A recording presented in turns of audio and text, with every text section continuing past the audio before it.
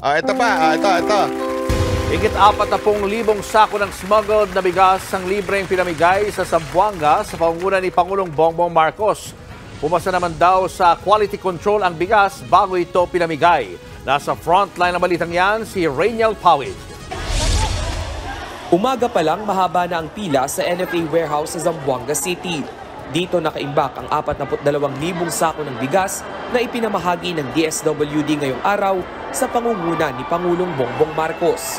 Kabilang sa mga benepisyaryo sina Fauzia at Jul, parehong mga magulang na hindi alam kung paano didiskartihan ang makabutas bulsang presyo ng bigas. Mahirap talaga, sir.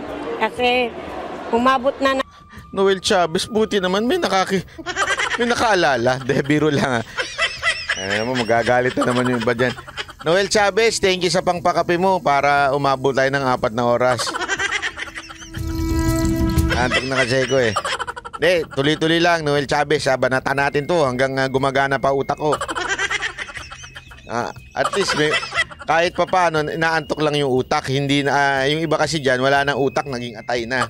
Ang 60 o 65 peso ngayon ang rice, kada kilo. Dati, nagsasaing kami ng bawat buong araw ng 3 kilos. Pero ngayon 2 kilo na lang, hirap. Kasi bibili kami ng mga kamote para isasabay lang namin para maano lang ang bigas. 4,000 benepisyaryo ang nabahagian sa Zamboanga City at Zamboanga Sibugay. Ang selection po natin ng ating...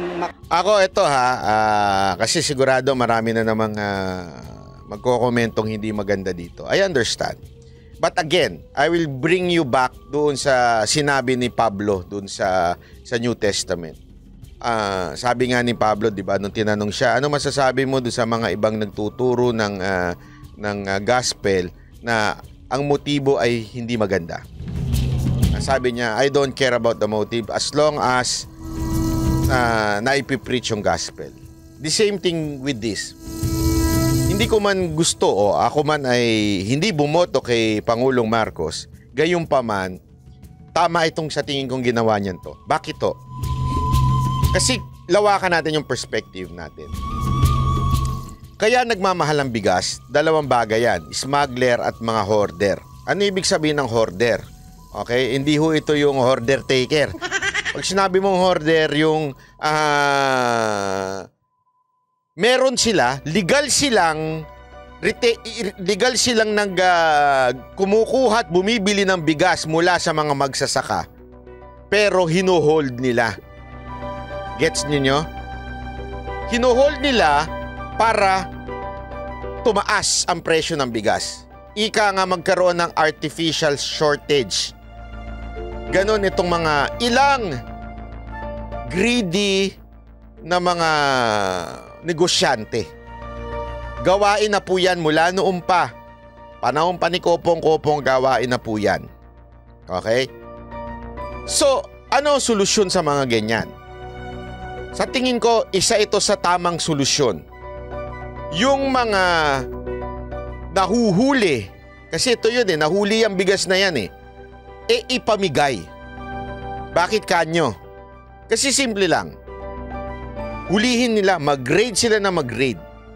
Which is trabaho yan ng BOC, Customs, yung BOC, at ng trabaho din ng BIR. Bakit kanyo? Kasi remember, dokumentado lahat yan. Ang pagbili mo, bilang negosyante, bibili ka ng bigas. Alam nyo ba may lisensya ang pagbili ng bigas at pagbebenta nito? Hindi ito madaling gawin. Lisensyado, lahat po yan may papel. So alam ng BIR kung sino ang bumili ng sobrang daming bigas. At lalong alam ng customs kung sino ang nag-import ng maraming bigas. So sila ang nakakaalam kung saan nila i-raid at kung sino-sino ang nag-hoard. So pag hinord nila yan, alam nyo dapat nilang gawin, hulihin. Pag huli, ipamigay sa tao. Kaya tama itong ginawa na to. Bakit? Pag ipinamigay mo sa tao yan, yung mga lintik na hoarder, hindi na nila i-hoard yung bigas. Oo, this is a, masasabihin ng iba dyan, may nabasa ako, sasabihin ng iba dyan, this is a band-aid solution. Yes, correct, tama kayo dyan. Pero at the same time, this is a solution para hindi na mag-hoard ang mga negosyante. MJ Random Vlog, salamat po. As long as, combination yan, ulitin ko ha, hindi lang pamimigay ang sagot. Ang combination yan, paghuli, pag-raid ng mga greedy na smuggler at mga hoarder. Kasi dalawa yan eh. Ang smuggler, sila yung kumukuha ng mga illegal. Ang mga hoarder naman, legal nilang na-purchase pero pinipigilan lang nila sa bodega para magkaroon ng shortage. Alam naman natin, law of supply and demand, pag kulang ang supply, magmamahal. So ang gawin dapat ng gobyerno, i-raid nila ng i-raid lahat ng mga ganyan. Tapos ipamigay nila. Maniwala ka sa akin, pag ginawa nila, pinagpatuloy ito ni Marcos, babagsak ang presyo ng bigas. Bakit? Pinamimigay mo na yung bigas na inuhuli mo sa kanila eh. Dapat ganun na maging resulta nito. Gets ninyo? Again, this is just a first step. The first step is correct. Dapat merong continuity yan. Raid uli bukas. Pagka-raid, ipamigay. Pagka-raid, ipamigay. Tingnan mo yung mga hoarder, bigla nilang ilalabas yung bigas nila. Pinamimigay na yung bigas namin ha. Kesa sa kumita kami, pinamimigay na yung bigas eh. Gets ninyo? Alam mo kung bakit? May kilala kasi akong mga ganyan. Hindi hoarder ha. May kilala akong mga negosyante ng bigas. Kahit to sila, napatas silang makipaglaban, naiinis sila dun sa mga nag-hoard. Hindi tama kasi yung mga nag-hoard eh. Dahil ito mga kakilala ko, mga patriotic na mga negosyante ng bigas. At sila, tumutubo naman tayo eh. Huwag naman tayo masyadong greedy. Huwag naman tayo yung masyadong tumubo ka na eh. Alam mo yun, huwag ka naman naghihirap na mga Pilipino. Kawawa naman yung mga Pilipino. Kaya tama, ulitin ko, raid, huli, ipamigay. Paulit-ulit lang gawin yon. Raid, huli, ipamigay. Kunin, ipamigay. Kunin, ipamigay. Ipupusta ko sa inyo, wala in 6 months babagsak ang presyo ng bigas kung gagawin nila yon. Bakit? Yung mga hoarder, maiinis na. Walang niyang buhay hinuhuli kami. Tapos ipinamimigay lang. Lalabas na lang namin. Beneficiaries na makakatanggap dito ay ang ating mga Pantawid Pamilyang Pilipino Program beneficiaries na nasa level 1 at level 2 na well-being.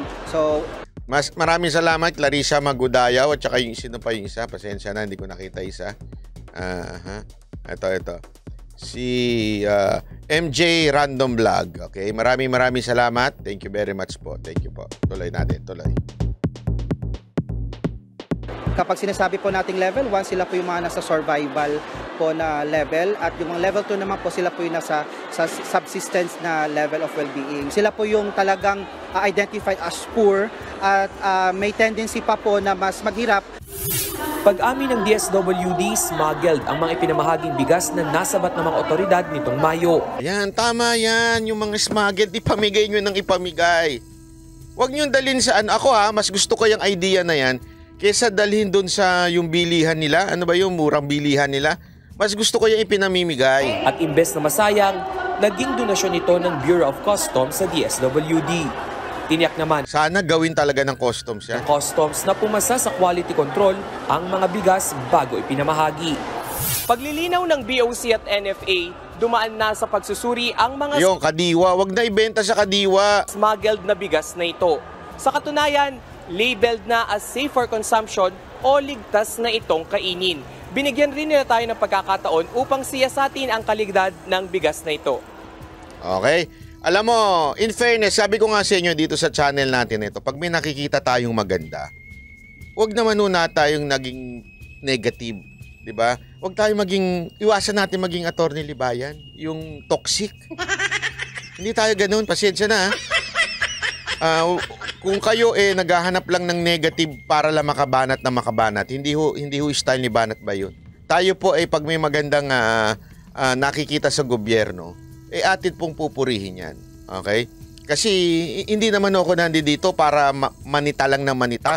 Parang tangang katulad niya. Sorry